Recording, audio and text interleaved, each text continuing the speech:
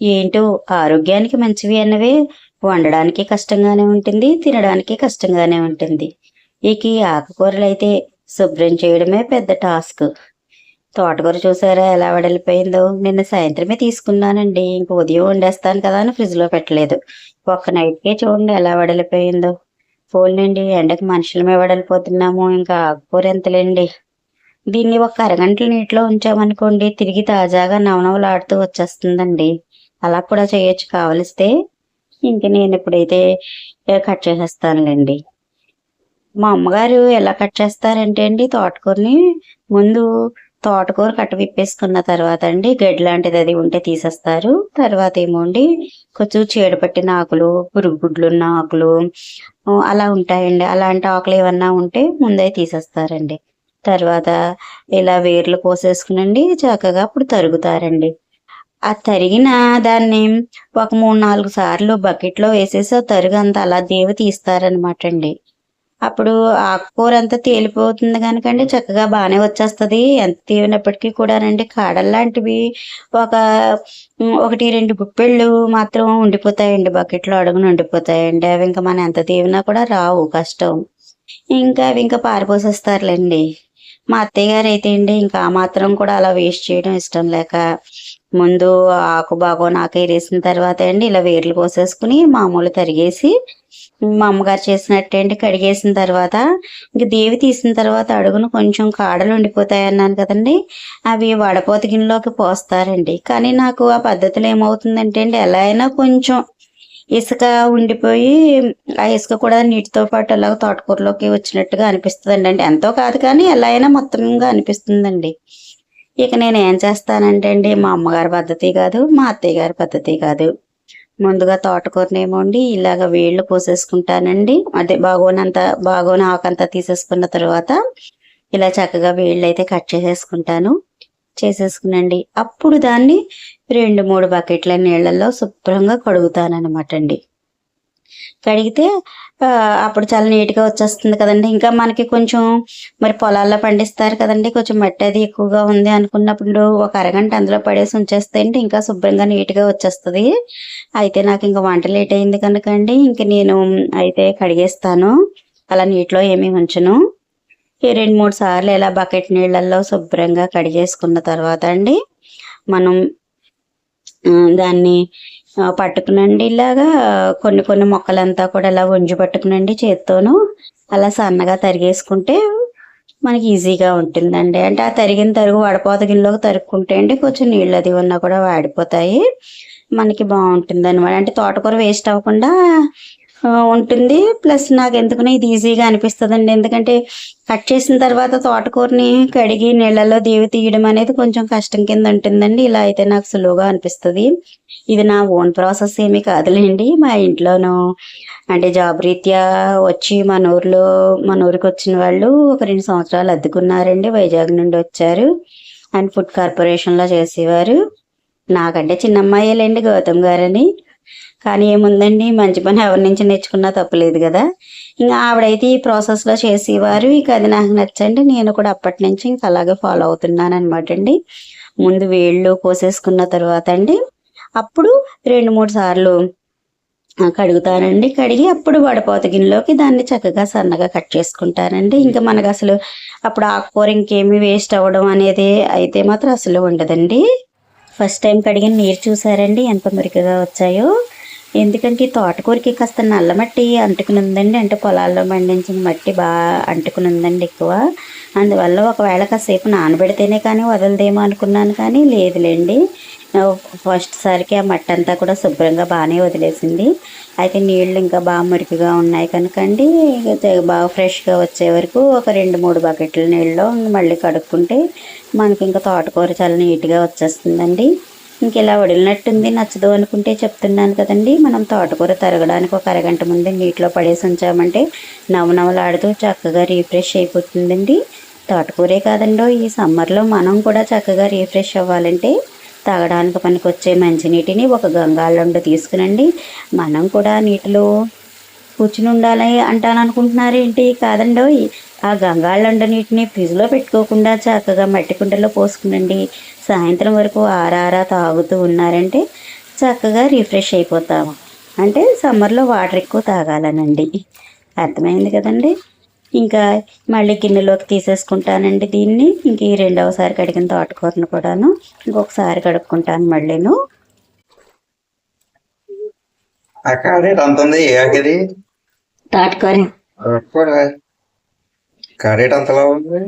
తోటకూర మరి ఎంత లావు అవుతుంది తెలియదా నీకు? ఇదిగో ఇంత లావుగా ఇది లేతగానే ఉంది, ఒక్కొక్కటి ముదరగా ఉంటది. చూసా? నీకు చిన్న బాబు, నీకు ఆకుకూరలు ఏవేమి తెలుసు, ఏవేవి ఐడెంటిఫై చేయగలవో చెప్పు. తోటకూర చేయగలవా నువ్వు? తోటకూర, గోంగూర, ఇంకా చుక్కకూర, పాలకూర ఇవన్నీ తెలుసా నీకు? చుక్కకూర, పాలకూర ఐడెంటిఫై చేయలేవా? ఏమేం చేయగలవు? ఏమేం చేయగలవురా? గోంగూర ఒకటేనా? అయితే నీకు రోజు గోంగూరే వండుతాను నువ్వు అన్నీ చెప్పే వరకు కూడా.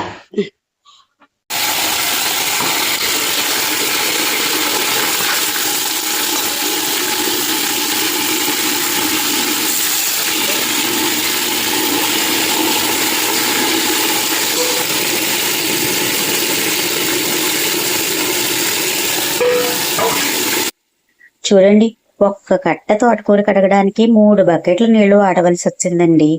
ఆ గోదావరమ్మ దయ వల్ల మనకి నీటి ఎద్దడి లేదు కానినండి, చాలా ప్రాంతాల్లో ఒక్క చుక్క నీటి కోసం జనాల కటకటలాడిపోతున్నారండి. మనకి పుష్కలంగా ఉంది కదా అనేసండి నీరుని మాత్రం మనం వృధా చేయకూడదండి. సర్వజీవులకి ప్రాణాధారం నీరండి. అందువల్ల ఎట్టి పరిస్థితుల్లోనూ ఆ గంగమ్మ తల్లిని మాత్రం వృధాగా పారపోయకూడదండి. అందుకే మన పెద్దలు నీటిని ఎక్కువ వాడేవారి చేతిలో డబ్బులు నిలవవు అన్న సామెతను పుట్టించారండి. అంటే డబ్బు అనేసరికి అందరూ ఇంపార్టెన్స్ ఇస్తారు కదా, అందువల్ల ఇంకా డబ్బుతో సమానం అని చెప్తే ఈ నీరు పాటిస్తారు కదా అనేసి వృధాను అరికట్టేందుకు అలా సామెత పెట్టారనమాట అండి. మన పెద్దల ప్రతి మాటలోనూ కూడా ఎంతో అంతరార్థం ఉంటుందండి. మనం మరి గ్రహించుకుని పాటించగలిగితే అంతకు మించిన మేలే ఉండదు. ఏంటి ఈవిడ 3 బకెట్ల నీళ్లు కడిగి మాకు నీతులు చెప్తుంది అనుకుంటున్నారా? నేను ఈ నీటినైతే అస్సలు పారబోయానండి. చూడండి, ఇలా మన కుండీల్లో మొక్కలుంటే మొక్కలకు, మన పెరట్లో మొక్కలకు పోసుకోవచ్చండి. ఇక నేను చూడండి, మా గోడవారున్న మొక్కలు మావి కాదు, అయితే మాత్రం ఏం పోయిందండి, ఆ మొక్కలకు పోస్తున్నాను అన్నమాట అండి నీరు. ఇది ఒక పని పట్టుకెళ్ళిపోయాలా పనిమాల అనేసి మాత్రం అనుకోవద్దండి. అది ఒక పుణ్యం అనుకోండి, కొని అది ఒక దానం అనుకోండి. ఎందుకంటే అండి వృధా అనేది ఏమీ ఉండదండి. ఇప్పుడు ఈ తోటకూర కడిగిన నీరు మనకి ఉపయోగం లేదు అంటే స్నానానికి పనికిరావు, పంటకి పనికిరావు, అంట్లు తోముకునేందుకు పనికిరావు, బట్టలు ఎత్తుకునేందుకు పనికిరావు. అంటే మనకు ఉపయోగం లేవు. మనకు ఉపయోగం లేవు కానీనండి అవే మొక్కకు పోయండి, మొక్కకు అది చాలా ఉపయోగం. అలాగే మనం జాగ్రత్తగా గమనించగలిగితే అండి మన రోజువారీ జీవితంలో ఉపయోగపడనివి అంటూ ఏమీ ఉండదండి. మనకు ఉపయోగపడనివి వేరొక వాటికి ఉపయోగపడతాయండి. అది మనం గమనించుకుని వాడగలిగితే అండి వృధాగా వేస్ట్ అనేది మాత్రం ఏది ఉండదండి. నేను ఇది నా జీవితానికి బాగా వంట పట్టించుకున్నది ఎప్పుడంటే అండి, మేము 10వ తరగతి చదువుకునేటప్పుడు హై స్కూల్లోనే చదువుకున్నానండి. 10వ తరగతి స్కూల్కి అంతటికి ఒకే ఆయమ్మ, ఒకే వాచ్మెన్, ఒకే అటెండరు. అందువల్ల అండి ఎవరి క్లాస్ రూమ్ వాళ్ళు తుడుచుకోవడమే, రోజుకొకరు వంతులేసుకుని తుడుచుకోవడమేండి.